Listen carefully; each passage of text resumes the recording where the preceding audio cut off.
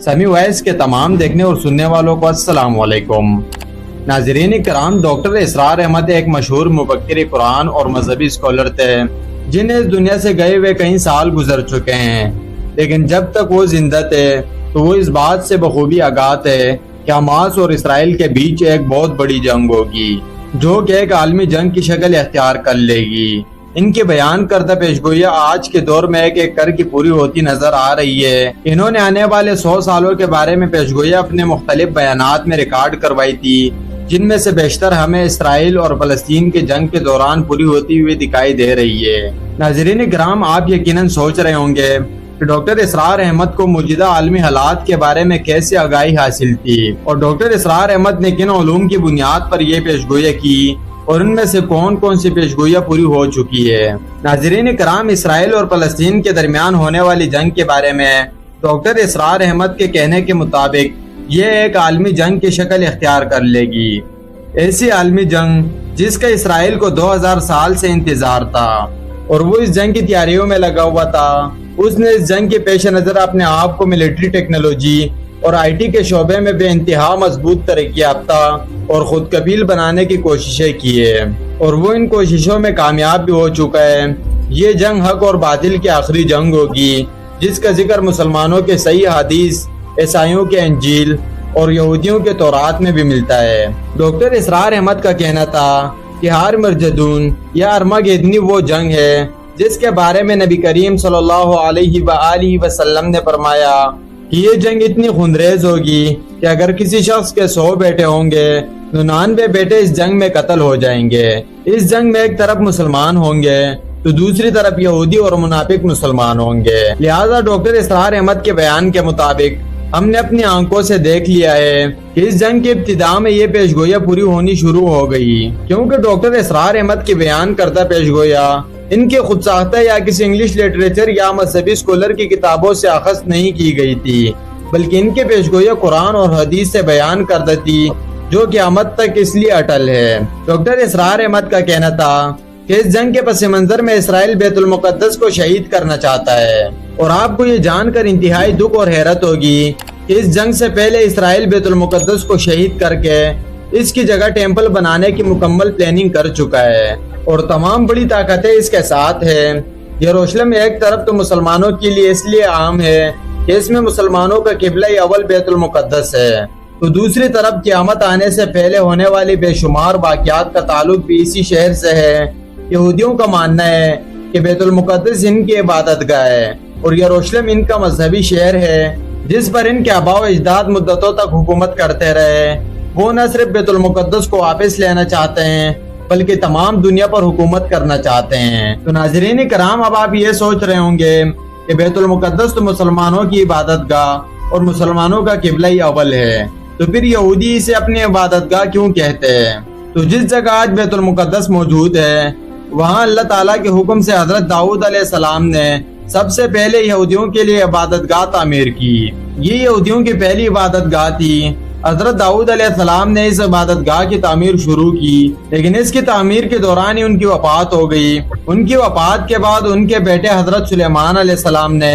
جن جنات کی مدد سے اس عبادت گاہ کی تعمیر مکمل کی اور انہی کے نام کی نسبت اس عبادت گاہ کا نام ہلکے سلیمانی رکھا گیا۔ اس عبادت گاہ میں تابوت سکینہ اور مقدس صحیفے رکھے گئے۔ یہودی ایک سرکش اور نافرمان قوم تھی۔ انہوں نے اللہ تعالیٰ کی متعدد بار نافرمانی کی جس کی وجہ سے ان پر عذاب نازل کیا گیا۔ یروشلم شہر پر اللہ تعالیٰ کے حکم سے دوبارہ حملہ کیا گیا جس کے نتیجے میں ہیکل سلیمانی مکمل طور پر ختم ہو گیا اور اس کے ساتھ ساتھ تابوت سکینہ بھی اچانک غائب ہو گیا۔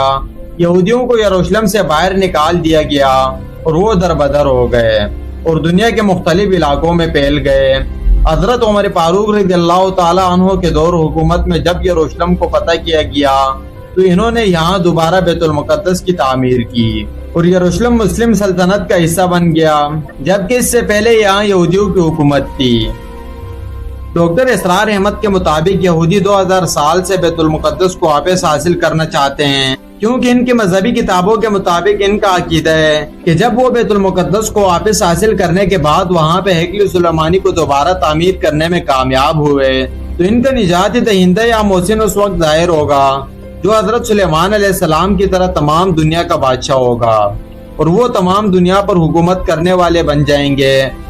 वो एक तरफ तो उन सुरख बछड़ों की बाहिफाजत परवरिश कर रहे हैं जिन्हें हजारों सालों की तलाश के बाद हासिल करने में कामयाब हुए हैं, तो दूसरी तरफ वो जंग की तैयारियां करने में मसरूफ हैं, जिसमें न सिर्फ साइंस और टेक्नोलॉजी के मैदान में उनकी जंगी तैयारियां शामिल है बल्कि दूसरी तरफ उनके मजहबी अकीदे के मुताबिक तैयारियां भी शामिल है। डॉक्टर इसरार अहमद के मुताबिक इनकी जंगी तैयारियों में मुसलमानों को तबाह और बर्बाद करना और मुसलमान ममालिक में इंतशार पैदा करना शामिल था, और ये सब कुछ हम पिछले चंद सालों से बड़े अच्छे तरीके से देख चुके हैं। डॉक्टर इसरार अहमद कहते थे कि वो इस जंग की तैयारियों में इस जंग के बारे में की जाने वाली हदीस नबी के पेशगोइयों को दरपर्दा सामने जरूर रखेंगे। इसी पेशगोई के पस मंजर हमने देखा कि यहूदी ऊंचे पहाड़ों पर अरकत के दरख्त बड़े तादाद में लगाने में मसरूफ नजर आते हैं। नबी करीम सल्लल्लाहु अलैहि वसल्लम के हदीस के मुताबिक अरकत का दरख्त वो वाहिद दरख्त होगा जो उस वक्त यहूदियों को पनाह देगा। इस्लाम के मुताबिक यहूदी अपने जिस पेशवा और मोहसिन के आमद के इंतजार में है वो दर हकीकत हजरत ईसा अलैहिस्सलाम थे, और हजरत इमाम मेहदी अलैहिस्सलाम और दज्जाल के बाद हजरत ईसा अलैहिस्सलाम अपने मुकर्ररा वक्त पर अल्लाह के हुक्म से आसमानों से नाजिल होंगे। हमने डॉक्टर इसरार अहमद के इस जंग के इब्तिदा के बारे में कई पेशगोइयां पूरी होती देख ली हैं, और अब हम बात करेंगे डॉक्टर इसरार अहमद की दूसरी पेशगोई के बारे में, जो कि बैतुल मुकद्दस को शहीद करने और उसकी जगह थर्ड टेम्पल को कायम करने के बारे में थी। हमने माजी में देखा है कि इन्होंने ताबूत की सकीना और अपने जादुई किताबों की तलाश के लिए बैतुल मुकद्दस की तमाम बुनियादों को खुदवा डाला था। अब भी वो अपने मकसद के लिए किसी भी तरीके से बैतुल मुकद्दस को शहीद कर सकते हैं, अब चाहे वो खुद साख्ता ज़लज़ले के जरिए हो या किसी जंग की इब्तिदा करते हुए किसी मिसाइल के बैतुल मुकद्दस पर गिरने की वजह से। ये तो आने वाला वक्त ही बताएगा। हमने इसकी एक मिसाल ईरान में आने वाली खुद साख्ता ज़लज़ले की शक्ल में देख ली, और अगर यहूदी बैतुल मुकद्दस को किसी भी मिसाइल के जरिए नाऊज़ु बिल्लाह खत्म करना चाहे एक जंगी सूरत हाल में, उनके लिए ये मुश्किल कदम नहीं है। डॉक्टर इसरार अहमद ने हदीस नबी की रूह से तीसरी बड़ी पेशगोई ये की थी कि इस जंग में इसराइल के तमाम इत्तेहादी इसके साथ होंगे और मुनाफिक मुसलमान भी दरपर्दा इसराइल का साथ देंगे। डॉक्टर इसरार अहमद का कहना था कि अगर तमाम दुनिया भी मिलकर इसराइल को तस्लीम कर ले और पाकिस्तान अकेला रह जाए तो फिर भी पाकिस्तान को इसराइल को तस्लीम नहीं करना चाहिए। दुनिया की तमाम बड़ी ताकतें इस जंग के आगाज से पहले और बाद में पाकिस्तान के लिए तबाहकुन हालात पैदा करेगी ताकि पाकिस्तान इसराइल के मुकाबले के लिए खड़ा ना हो सके, लेकिन किसी भी सूरत अगर पाकिस्तान तनहा रह जाए तो इसराइल को कबूल नहीं करना। डॉक्टर इसरार अहमद की बाकी तमाम पेशगोइयां पूरी हो चुकी है, लेकिन पाकिस्तान के बारे में की गई ये पेशगोई सच होगी या नहीं, ये तो जाहिर है कि आने वाला वक्त ही बताएगा। नाज़रीन कराम, अगर वीडियो अच्छी लगी हो तो वीडियो को लाइक और शेयर जरूर करें, और अगर चैनल पर पहली बार आए हो तो चैनल को सब्सक्राइब करके साथ में बेल आइकन पर भी क्लिक कर दीजिएगा।